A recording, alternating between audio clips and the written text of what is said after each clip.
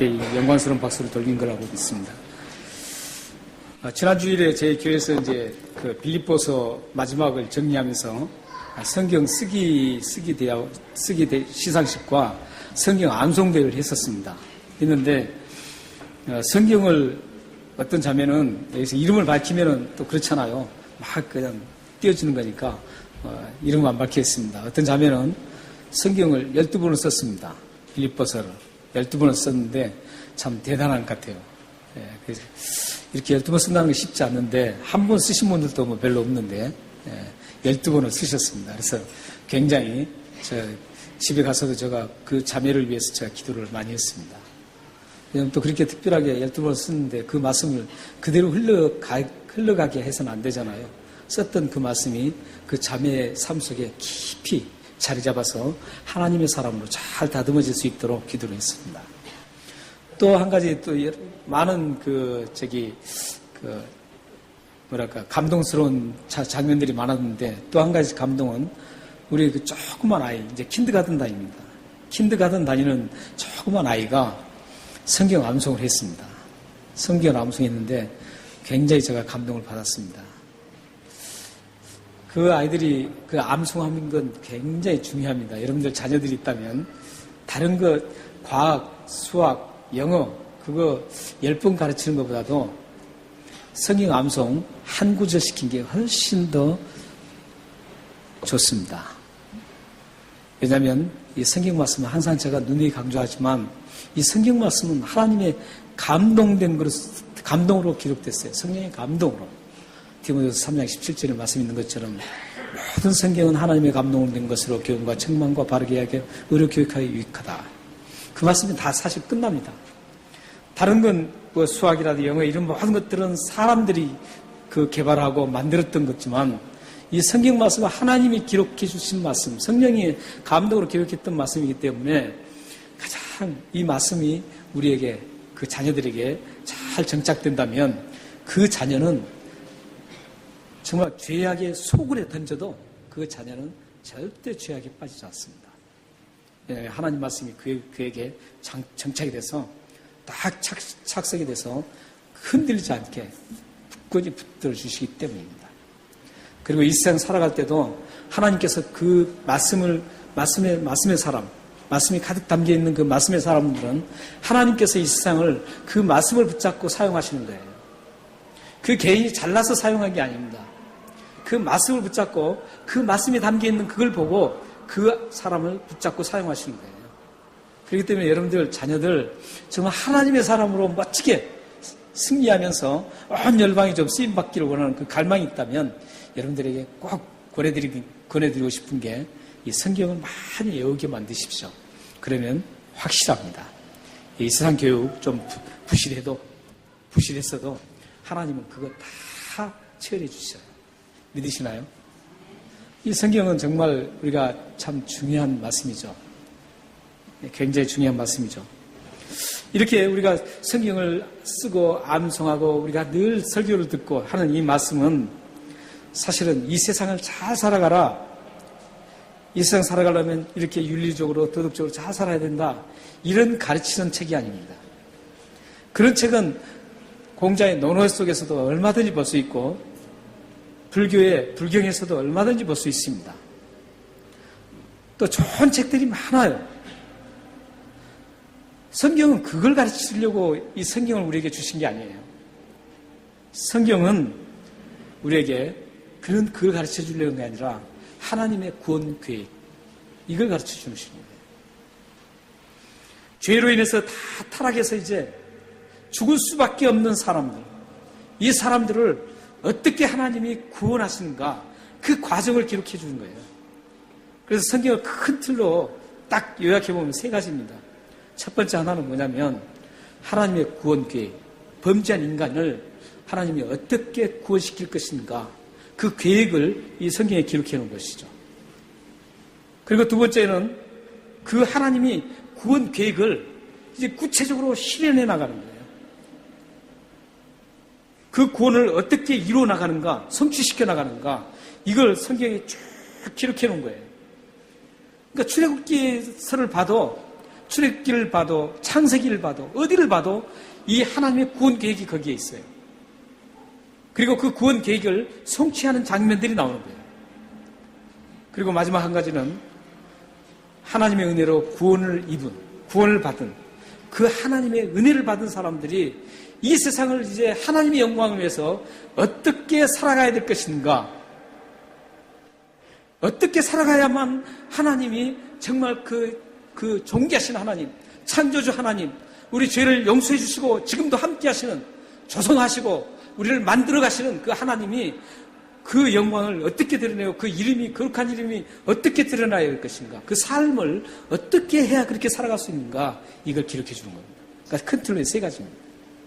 하나님의 구원 계획, 하나님의 구원 계획을 이루어나가시는 것, 구원의 은혜를 받은 우리들이 하나님의 그 영광을 어떻게 드러내야 할 것인가, 그런 삶을 사는 게 어떤 방법인가, 그걸 여기에 쫙 드러내 줍니다. 인간들에게 잘 살아라 이 말이 없어요. 하나님의 사람으로 잘 살면 인간들에게는 자연스럽게 잘 살아가게 된다, 이게 성경입니다. 하나님을 빼버리고 선행을 하라, 구제를 하라, 거짓 증거하지 마, 이게 아니에요. 하나님을 잘 섬기면 그 사람은 자연스럽게 우린 내면 속에 있는, 우리 마음에 계시는, 거주하고 계시는 성령님이 우리를 그런 길로 인도하시는 거예요. 이게 복음이에요. 자칫하면 우리는 율법적으로 흐를 수가 있어요. 이렇게 해야 된다. 얼마나 힘들어요. 또 그렇게 할 사람도 없어요.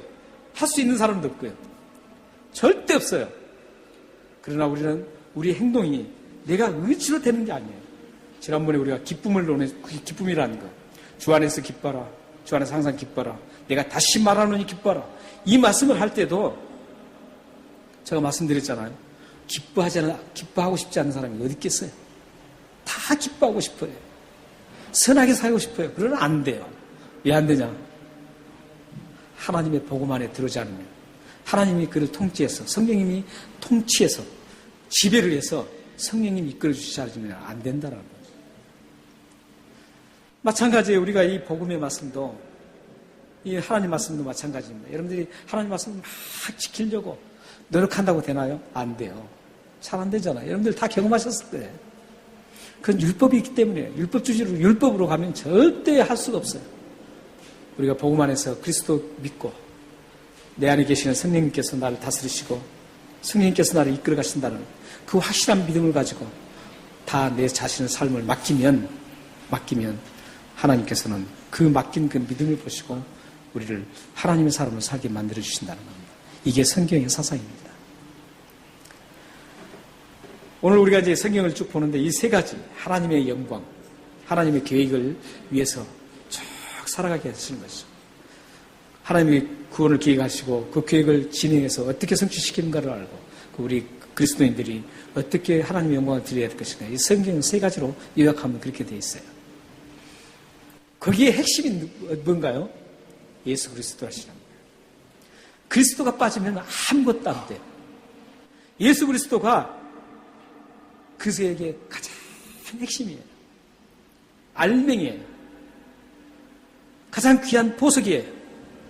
가장 소중한, 가장 가치 있는 트레저예요. 이 귀한 가치를 빼버리면 아무것도 아니에요. 빈 깡통이에요. 그래서 이 성경 자체는 모두 그 핵심이 예수 그리스도시라는 것이죠. 그래서 여러분들 성경을 볼 때는 항상 이 세 가지 관점으로 보시면 예수 그리스도를 핵심으로 삼고 이 세 가지 관점을 보고 어떤 구약을 읽어도 이 관점에서 보면 여러분들이 복음의 눈이 트이기 시작합니다. 그리고 성경 말씀의 눈이 열리기 시작해요. 그렇기 때문에 이런 관점으로 여러분들이 성경을 쭉 읽어나가시길 바랍니다. 예수 그리스도의 이 핵심을 사실 가장 예수 그리스도의 그 구원 성취는 예수 그리스도로 이루어지는데 예수 그리스도의 구원 성취가 모든 성경에 드러나 있는데 특히 사복음서, 마태복음, 마가복음, 누가복음, 요한복음 이 사복음서에 예수 그리스도가 직접 이 세상에서 이 구원을 성취하기 위해서 당하신 그 고난과 또 죽으심이 그대로 적나라하게 생생하게 그 모습이 드러나고 있습니다. 그런데 오늘 우리가 읽었던 이 빌립보서는요, 빌립보서는 이 땅에서 그렇게 이루어졌던 그 예수님의 고난과 죽으심을 더 한 차원 더 깊이 더 높게 지금 한 차원 다른 각도로 지금 우리에게 지금 보여주고 있습니다. 이 빌립보서가 그래서 이 복음서에서 모든 성경에서 오늘 우리가 읽었던 이 말씀이 예수 그리스도의 가장 깊은 고난과 예수 그리스도의 가장 깊은 죽으심을 성경에서 드러내주는 장면입니다. 그만큼 말씀드렸듯이 복음서에서는 이 땅에서 예수님이 막 그 채찍에 맞고 또 조롱을 받고 이런 것을 막 보여주잖아요.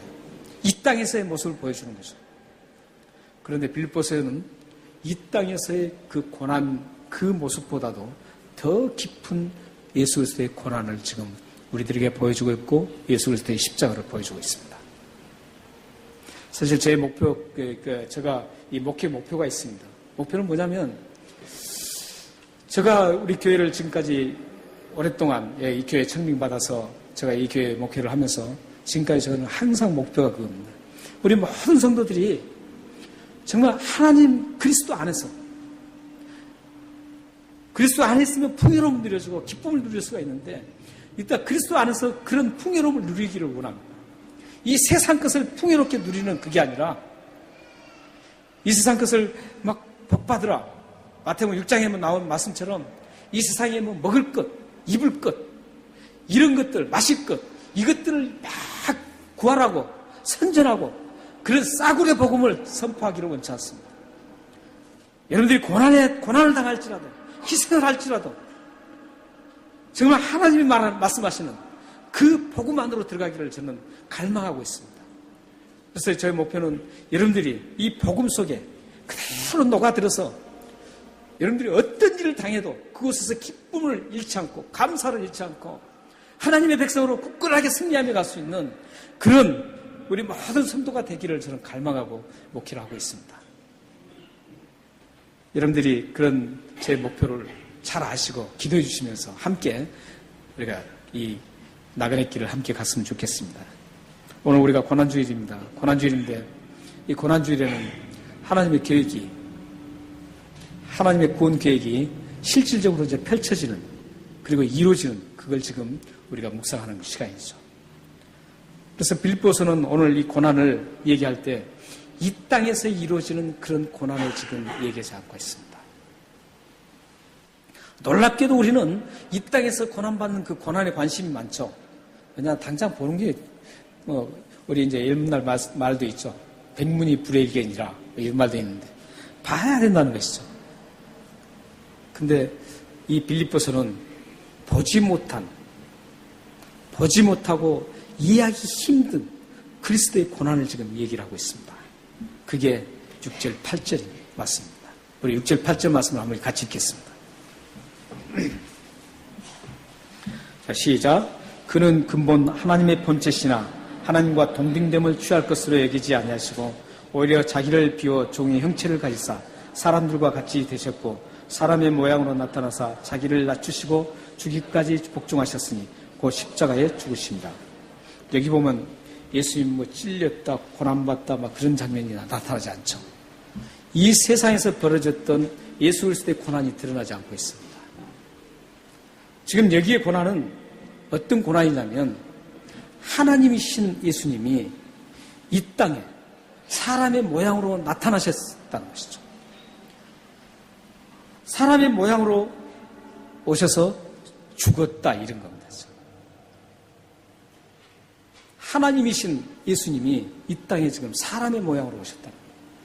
이게 그리스도의 최고의 고난입니다. 예를 들어서 여러분들 이 비유는 사실 이 비교는 되지 않는 비교인데 여러분들 이해를 돕기 위해서 제가 비교를 합니다. 예수님과 이 고난의 비교가 되지 않아요. 그렇지만 조금 여러분들이 이해를 돕기 위해서 말씀드립니다. 아주 큰 집에 살던 분이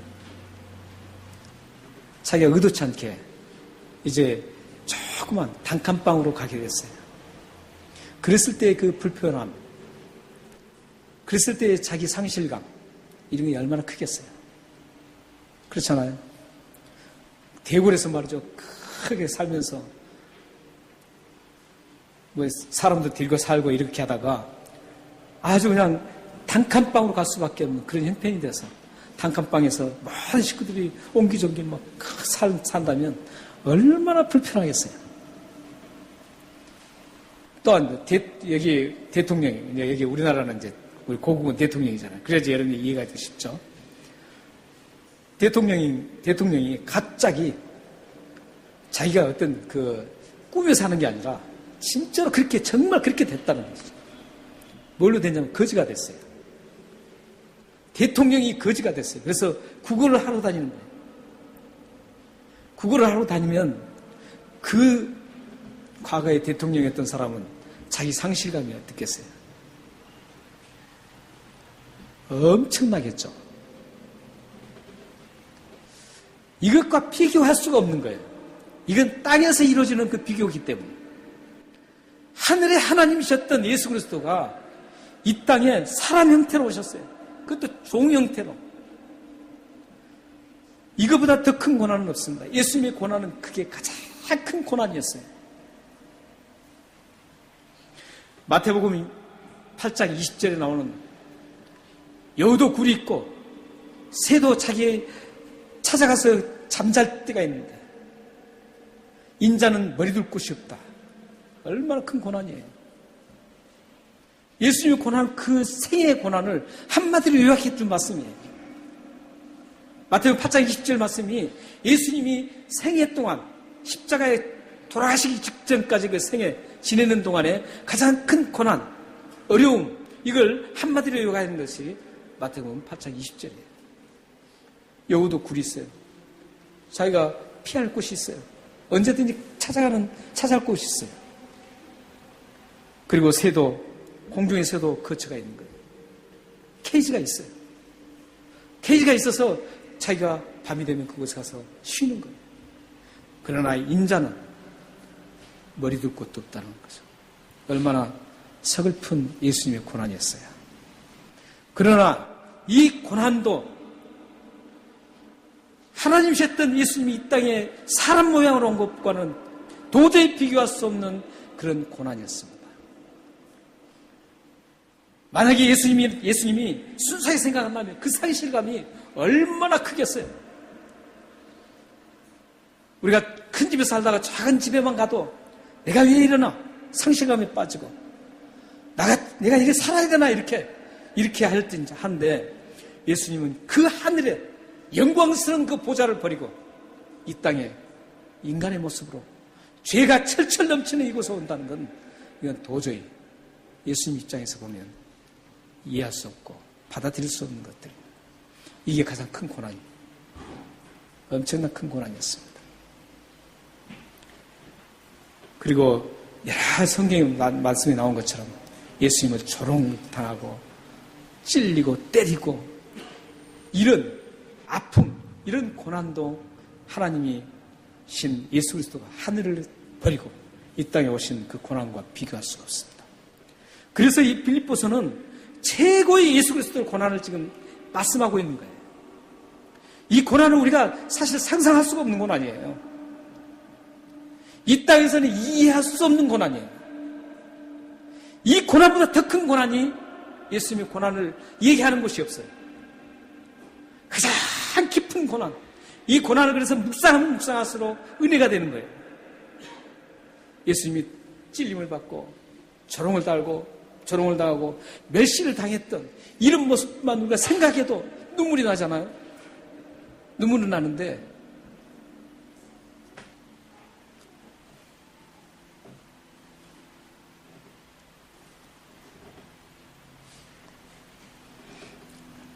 그것만 생각해도 우리는 눈물이 나는데 예수님이 십자가를 그 영광스러운 보좌를 버리고 이 땅에 오셨다는 건 얼마나 큰 고난인지 모릅니다.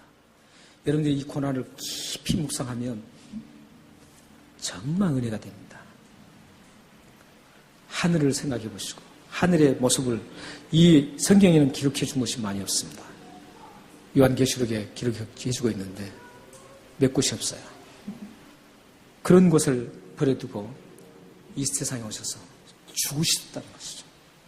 이 죽음도 다른 데서는 십자가에 죽었다고 표현하고 있어요. 나무에 달려 죽었다고 표현하죠. 원칙은 십자가가 아니에요. 저주를 받은 자는 나무에 달려 죽는다는 것이죠. 이게 성경에 나오는 것입니다. 그런데 예수님이 죽는 것도 이 빌립보서에서는 가장 깊게 다루고 있어요. 가장 깊게 다루고 있어요. 오늘 말씀에 보면 특히 8절 한번 다시 한번 보세요. 8절 보시면 사람의 모양으로 나타나사 자기를 낮추시고 죽기까지 복종하셨으니 곧 십자가에 죽으십니다. 여기 보면은 죽기까지 복종이 단어와 또한 십자가에 죽으심을 이퀄로 두고 있습니다. 셈이라고. 곧 하나님 앞에 복종하는 그 자체가 죽음이라는 거예요. 하나님 앞에 복종하는 그 자체가 죽음이라는 거죠. 그러니까 여러분들이 하나님 말씀에 순종하고 복종하는 이런 것들이 단순한 게 아니에요. 여러분이 죽는 과정이에요. 하나하나 죽어가는 과정이에요. 내가 말씀 복종하겠어. 이건 단순히 입으로만, 그래, 내가 말씀 복종하지. 이게 아니라는 거죠. 아니고, 하나님의 말씀을 순종하고 따르고 복종하는 것은 죽음이라는 거예요. 쉽지 않아요. 그러니까 예수님이 지금 하나님의 그 구원 계획에 복종을 하신 거예요. 하늘에서부터 하나님께서 구원을 죽을 수밖에 없는 인간들을 살려야 되는데, 예수 그리스도가 이 땅에 오셔서 십자가에 죽으셔야 된다는 거예요. 그 계획을 선포하고 얘기했을 때 거기에 복종을 하셨다는 거죠. 복종을 하시고 이 땅에 오셨습니다. 그래서 그 복종이 바로 죽음으로 그대로 끝나는 것이죠. 그래서 예수님의 죽음은 십자가에서 그냥 테텔라스타이 다 이뤘다. 그런 장면만이 죽음이 아니에요. 그보다 더 큰 것은 하나님의 뜻에, 구원 계획의 그 뜻에 복종했다는 거죠. 이 복종이 바로 죽음이라는 거예요. 그렇기 때문에 예수님이 죽으신 거예요. 복종했기 때문에. 우리의 삶 속에서도 여러분들이 죽어야 합니다. 하늘의 밀이 떨어져 죽지 않으면 그대로 있고 죽으면 많은 열매를 맺느니라. 이 말씀처럼 여러분들이 죽어야 해요. 그리스도인들은 사실은 성숙된 그리스도인들은 얼마만큼 죽느냐에 따라서 달라집니다. 우리가 그렇잖아. 사실 여기 보면은 내 자존심 하나 죽이는 거 쉬운가요? 자존심 하나 죽이는 거 쉽지 않습니다. 알량한 그 자존심 말이죠. 인간관계에서 대화하다가도 말이죠. 그 자존심 하나 못 죽이죠. 참, 죽이기 힘든 거죠.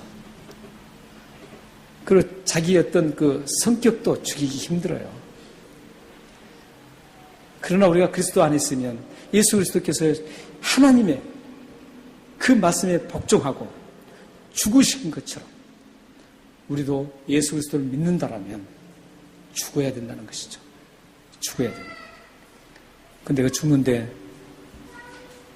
잘 죽지를 못해요. 이게 죽지 않아서 말이죠. 실질적으로 부부간에 그 자존심 하나 죽지 않아서 헤어진 분도 저는 봤어요. 아마 여러분들도 좀 보실 수 있을 거예요. 요즘은 더 그런 것 같아요. 그 자존심 하나 때문에 부모와 자녀의 관계가 서로 상처를 주고 상처를 받아요. 그 자존심 하나에 죽이지를 못해서 친구와 이 지체들 사이에도 서로 상처를 주고 상처를 받습니다. 우리는 이 조그만 자존심 하나는 못 죽여요. 자기의 그 주장 하나도 못 죽이기가 힘들어요. 근데 예수님은 자기 목숨을 그대로 많은 모든 죄인들을 위해서 죽으셨습니다. 이게 예수님의 그 죽으심의 차원이 좀 빌보스는 다르게 지금 보고 있습니다. 사실 제가 설교를 5절부터 11절까지 다 했는데 한 3시간 해야 되겠더라고요. 그래서 오늘은 십자가의 죽으심 고난주일이니까 이것만 톡 떼었습니다. 이 연결점을 가져야 되는데 떼었습니다. 자, 그럼 우리는 여기서 생각하면서 이제 마무리를 좀 지으면 좋겠습니다. 왜 예수님이 십자가에 처참하게 죽으셨나요? 왜 이렇게 예수님이 복종하면서 죽으셨나요? 그리고 예수님이 왜 고난을 받으셨나요? 우리는 여기에서 모두가 알고 있죠. 나의 죄 때문에. 정답이에요. 잘 아시는 거예요. 우리는 근데 너무 이런 거에 능숙해져 갔어요. 습성화가 돼 있어요.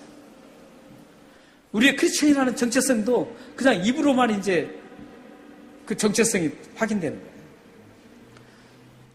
예수님이 죽으신 이유는 나의 죄를 거룩한 하나님 씻고 거룩한 하나님의 앞에 하나님의 존전에 세우기 위해서였어요.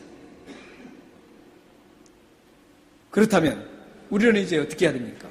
거룩한 존재가 되었으니까 이제 정말로 하나님이 원하는 그런 합당한 삶을 살아가기 위해서 몸부림쳐야 되는 것이죠. 이게 투쟁적인 그리스도인이라는 거죠. 에베소서의 그 주로 나오는 거죠.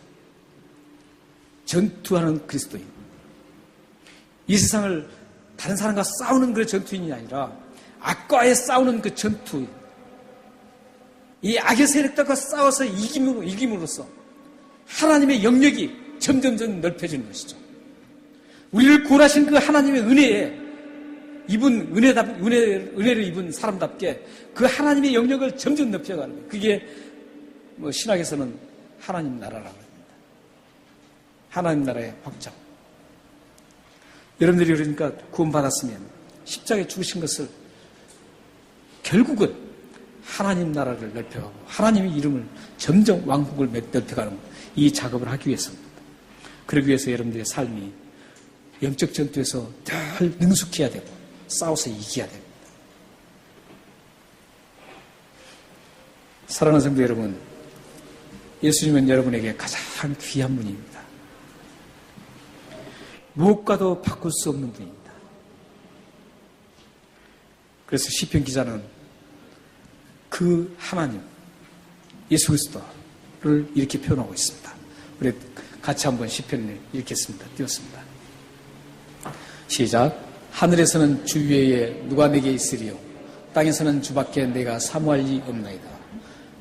은혜스러운 말씀에 한 번 더 읽겠습니다. 하늘에서는 주 위에 누가 내게 있으리요 땅에서는 주밖에 내가 사모할 리 없나이다. 하늘에서는 주 위에 아무도 없습니다. 그리고 여러분들이 사는 땅에서도 주밖에는 사모할 리가 아무도 없습니다. 여러분의 삶에 이 시편 73편 25절 말씀처럼 여러분의 삶에 항상 어디든지 예수 그리스도 한 분만이 여러분의 삶의 중심이 되고 사모하는 분 되고 여러분의 삶을 붙잡아주는 가장 소중한 분으로 삼고 살아가시기를 주님의 이름으로 축원합니다. 기도하겠습니다.